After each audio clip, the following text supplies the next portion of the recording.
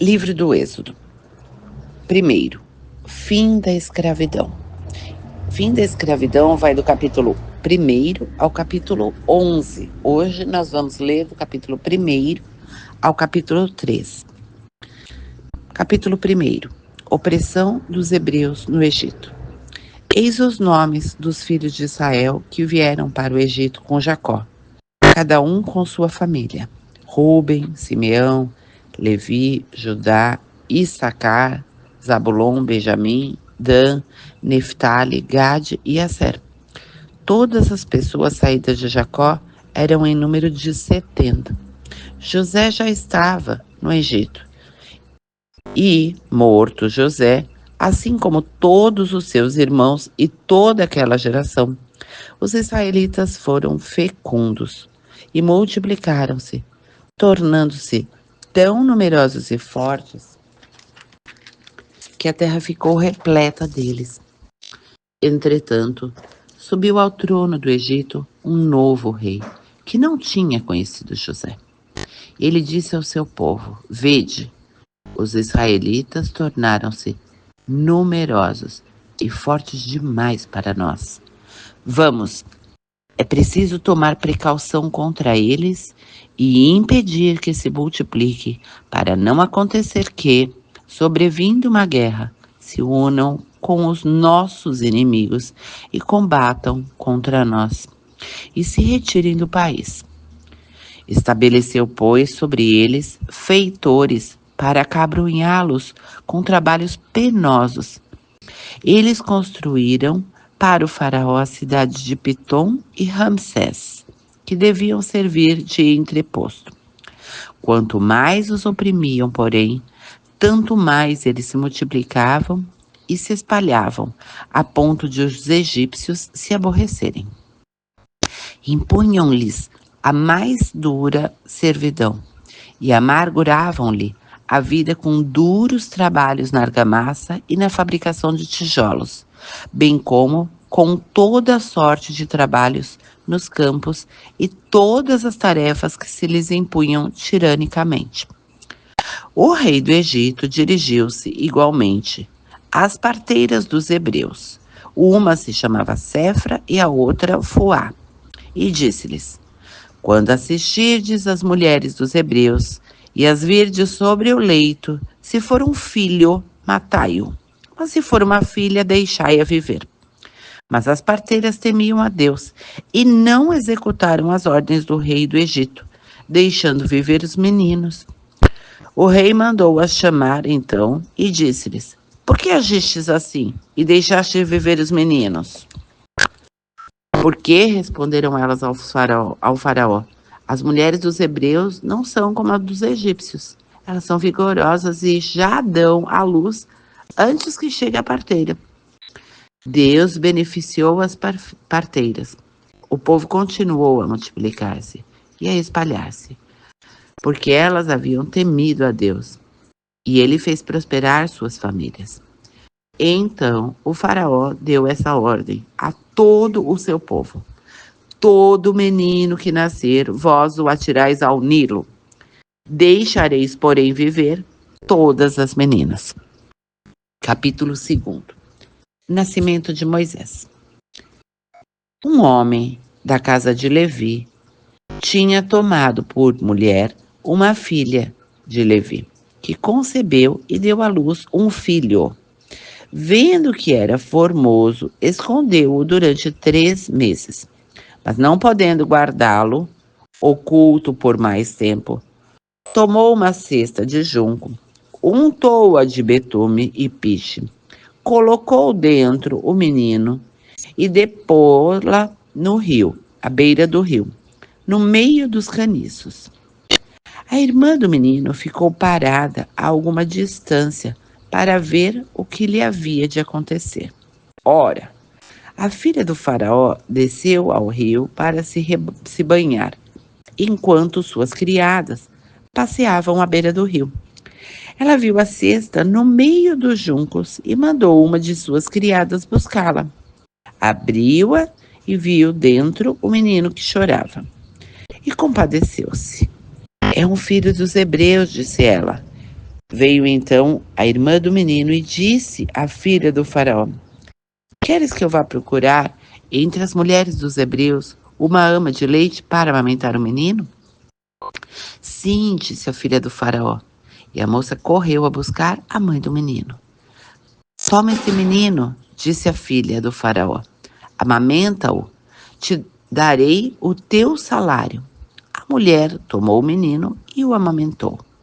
Quando o menino cresceu, ela o conduziu à filha do faraó, que o adotou como seu filho, e deu-lhe o nome de Moisés. Porque, disse ela, eu o salvei das águas. Fuga de Moisés para Madiã. Moisés cresceu. Um dia, em que saíra por acaso para ir ter com os seus irmãos, foi testemunha de seus duros trabalhos e viu um egípcio ferindo um hebreu dentre os seus irmãos. Moisés, voltando-se para um e outro lado, e vendo que não havia ali ninguém, matou o egípcio e ocultou-o na areia. Saindo de novo no dia seguinte, viu 2 hebreus que estavam brigando e disse ao culpado: Por que feres o teu companheiro? Mas o homem respondeu-lhe: Quem te constituiu chefe e juiz de nós? Queres porventura matar-me como mataste o egípcio? Moisés teve medo e pensou: Certamente a coisa já é conhecida. O faraó, sabendo do ocorrido, procurou matar Moisés. Mas este fugiu para longe do faraó. Retirou-se para a terra de Madiã e sentou-se junto de um poço. Ora, as 7 filhas do sacerdote de Madiã vieram tirar água do poço e encher as gamelas para dar de beber às ovelhas de seu pai. Sobrevindo então alguns pastores, as expulsavam. Moisés, porém, tomou sua defesa e deu de beber ao seu rebanho. E voltando elas para junto de Raguel, seu pai, este disse-lhes: Por que voltais hoje tão cedo? Elas responderam: Um egípcio nos protegeu contra alguns pastores. E além disso, tirou água ele mesmo e deu de beber aos animais. Onde está ele? Perguntou às suas filhas. Por que o deixastes partir? Chamai-o para que coma alguma coisa. Moisés aceitou ficar na casa deste homem, o qual lhe deu por mulher sua filha Séfora. Ela teve um filho, que Moisés chamou Gerson, porque, disse ele, sou apenas um hóspede em terra estrangeira. Muito tempo depois, morreu o rei do Egito. Os israelitas, que gemiam ainda sob o peso da servidão, clamaram, e do fundo de sua escravidão subiu o seu clamor até Deus. Deus ouviu seus gemidos e lembrou-se de sua aliança com Abraão, Isaque e Jacó. Olhou para os israelitas e reconheceu-os. Terceiro, a sarça ardente. Moisés apacentava o rebanho de Jetro, seu sogro, sacerdote de Madiã. Um dia, em que conduzira o rebanho para além do deserto, chegou até a montanha de Deus, Horebe. O anjo do Senhor apareceu-lhe numa chama que saía do meio a uma sarça. Moisés olhava a sarça ardia, mas não se consumia. Vou me aproximar, disse ele consigo, para contemplar esse extraordinário espetáculo e saber por que a sarça não se consome. Vendo o Senhor que ele se aproximou para ver, chamou-o do meio da sarça. Moisés, Moisés, eis-me aqui, respondeu ele. E Deus, não te aproximes daqui. Tira as sandálias dos teus pés, porque o lugar em que te encontras é uma terra santa. Eu sou, ajuntou ele, o Deus de teu pai, o Deus de Abraão, o Deus de Isaque e o Deus de Jacó. Moisés escondeu o rosto e não ousava olhar para Deus. O Senhor disse: eu vi a aflição de meu povo que está no Egito, e ouvi os seus clamores por causa de seus opressores. Sim, eu conheço seus sofrimentos, e desci para livrá-lo das mãos dos egípcios e para fazê-lo subir do Egito para uma terra fértil e espaçosa, uma terra que mana leite e mel. Lá onde habitam os cananeus, os heteus, os amorreus, os ferezeus, os heveus e os jebuseus. Agora, eis que os clamores dos israelitas chegaram até mim e vi a opressão que lhes fazem os egípcios. Vai, eu te envio ao faraó para tirar do Egito os israelitas, meu povo. Moisés disse a Deus: quem sou eu para ir ter com o faraó e tirar do Egito os israelitas? Eu estarei contigo, respondeu Deus. E eis aqui um sinal de que sou eu quem te envio.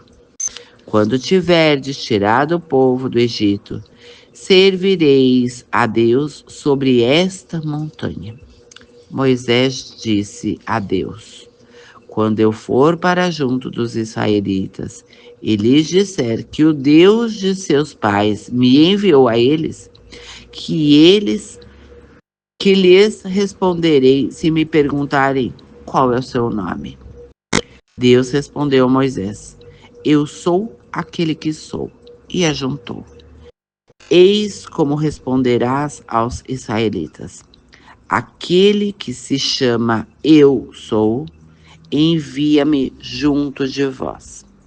Deus disse ainda a Moisés: assim falarás aos israelitas: é Javé, o Deus de vossos pais, o Deus de Abraão, o Deus de Isaque, o Deus de Jacó, quem me envia para junto de vós.